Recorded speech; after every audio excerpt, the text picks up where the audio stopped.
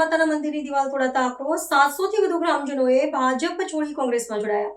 આગામી સ્થાનિક સ્વરાજ્યની ચૂંટણીઓ પૂર્વે અમદાવાદ જિલ્લાના ધોળકા તાલુકામાં સત્તાધારી પક્ષને મોટો રાજકીય ફટકો પડ્યો છે। ધોળકાના રામપુર ગામના ઠાકોર સમાજના 700થી વધુ નાગરિકોએ ભારતીય જનતા પક્ષ સાથે છેડો ફાડીને મુખ્ય વિપક્ષ કોંગ્રેસનો ખેસ ધારણ કરી લીધો છે। ચૂંટણીના માહોલ વચ્ચે આટલી મોટી સંખ્યામાં સામૂહિક પક્ષ પલટો થતાં સ્થાનિક રાજકીય સમીકરણોમાં ભારે ગરમાવો આવી ગયો છે।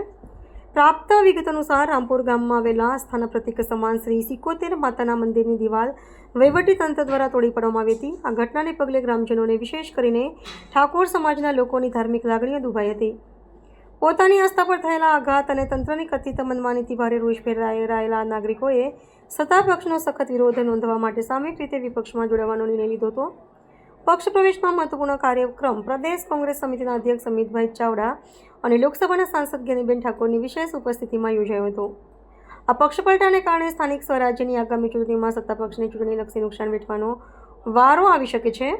કોંગ્રેસના અગ્રણીએ આ ઘટનાને સત્તાના અહંકાર સામે પ્રજાના આક્રોશ તરીકે વર્ણવીને નવા જોડાયેલા સભ્યોને આવકાર આપ્યો છે, જેનાથી ગ્રામ્ય સ્તરે રાજકીય ગરમાવો વધુ તેજ બન્યો છે।